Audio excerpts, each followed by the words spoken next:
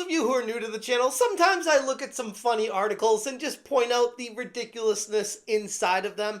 And today I just couldn't help myself because with one particular article that came out from an ex-Kotaku journal trying to glaze the trans Dragon Age Veilguard director, calling them the ruler of RPGs, I just couldn't resist. What's going on, guys? Welcome to another episode of Smash JT. And Corinne Busche, the trans director of BioWare's Dragon Age the Veilguard, is in the news for being interviewed and being glazed by a failed Kotaku journo by the name of Madsen, someone who I've talked about previously and have listed on Kotaku Detected for being extremely racist against white people. Neff says, virtue signaling, self-hating, self-flagellating white people are the worst kind of people. No self-respect, begging for forgiveness for the sin of being white, makes me sick to my stomach. This behavior tells you everything about them, none of it good.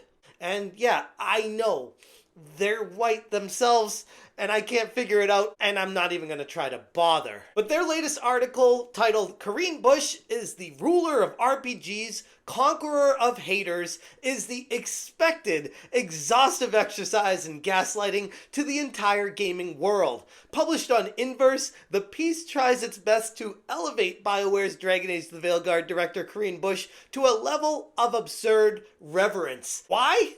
Because they're trans. And honestly, that's the only thing I could get out of this article. Not because the game's great, not because it brought some new innovation to the space that no one ever talked about before. No, it's because this individual identifies as a woman, even though they're a man. Which at the end of the day, they have a mental illness, and they're being praised for that? Video gaming in 2024, everyone.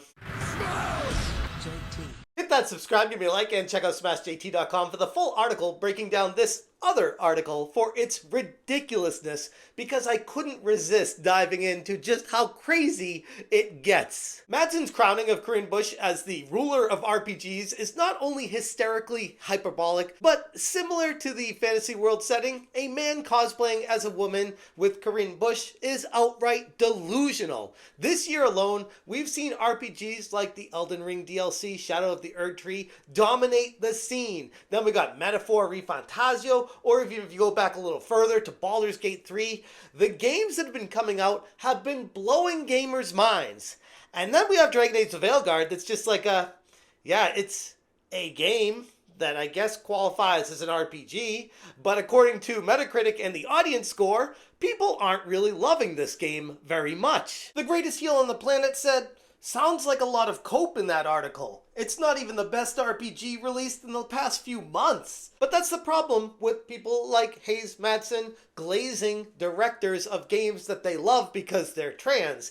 It doesn't matter what the audience likes or what the audience wants. It's about pushing an agenda, a narrative, an ideology, making you feel like you're the one in the wrong because you don't accept this insane cult. And when it comes to rating this game, the audience has spoken. Like I said, they want meaningful gameplay and storytelling, not thinly veiled lectures on modern identity politics. The Metacritic score for the audience says it all, a 3.8 out of 10. It doesn't make Busche look like the ruler of RPGs, not by a long shot. But don't let facts get in the way of a good story. The piece claims that the Veilguard's lackluster performance is the result of, get this, I know you're already expecting it, but let's go there anyway. You're familiar with the nearly year-long hate campaign that has been waged against us as a team. I hate campaign. The fight for progress and fate for Dragon Age. Questions about BioWare's future abound, especially with the team now pivoting to focus work on Mass Effect 5, a similarly long-awaited comeback for a beloved franchise. But in the immediate future, the studio has faced a different problem, a hate campaign that's put Veilguard at the center of a kind of culture war on social media, along with plenty of hateful comments toward developers and review bombing on sites like Metacritic, because apparently if people don't like a game en masse and they want to voice their opinion, that's apparently called review bombing. But if it goes towards a game that they're trying to push and promote and gives it glazing reviews 10s out of 10s, they say, look, everyone loves this game. We're all in agreement. Weird how that works. The hate campaign.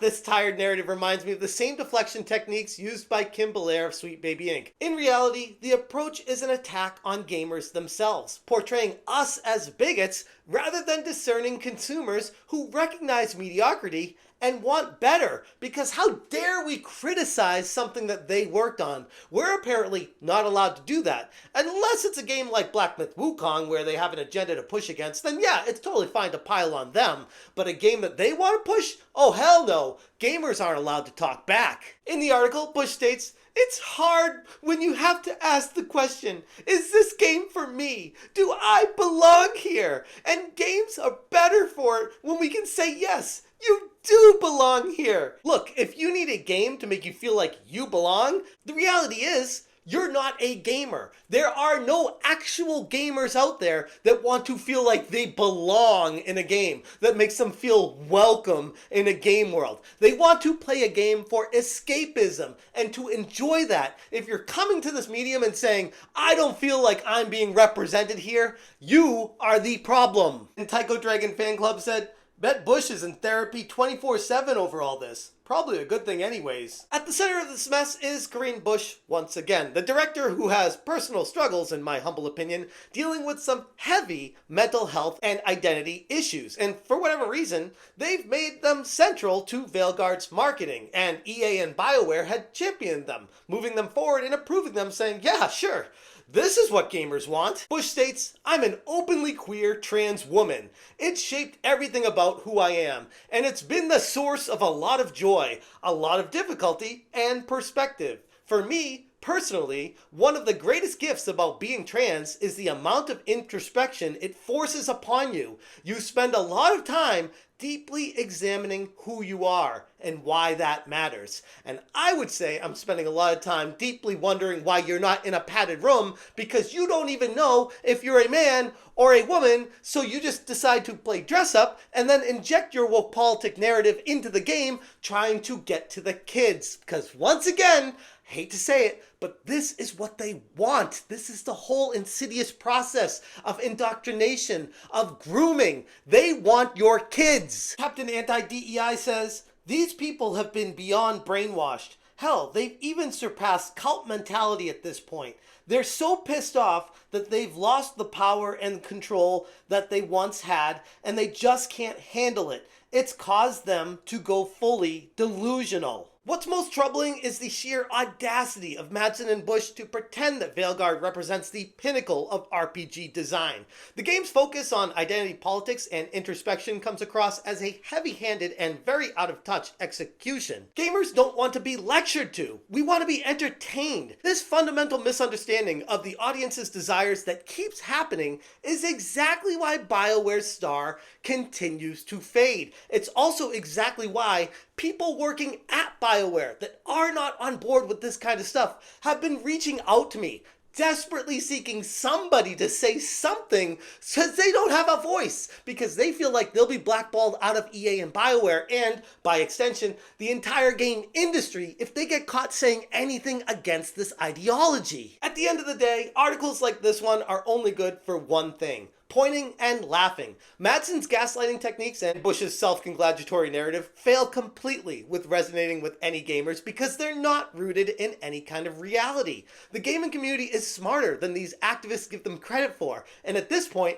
we all see right through the fake toxic positivity. It's not like we're going to just accept what you're pushing on us if the game sucks. If you're pushing a woke ideology, a narrative, or something that doesn't belong in the fantasy realm, like trans scars or injecting trans ideologies, people don't want this, especially in a fantasy RPG. It has no place there. It's self-insertion to the max, and gamers have rejected it vehemently.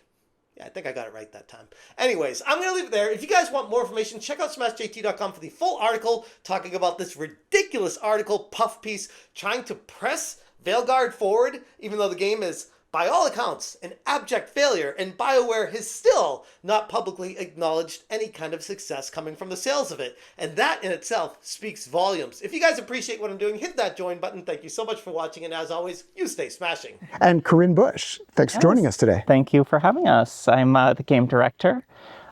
Basically, I oversee the player experience, how everything's coming together, and generally just support the team making this wonderful experience they're so passionate about. So, I'm non-binary. What does that mean? I'm qualified because I feel I relate with the thirsty part of our fan base. I'm always here for it. Could tell you all day long about the tuning and balance of our romances. Ah, shit. They're still holding it. Sorry. Smash, change, smash.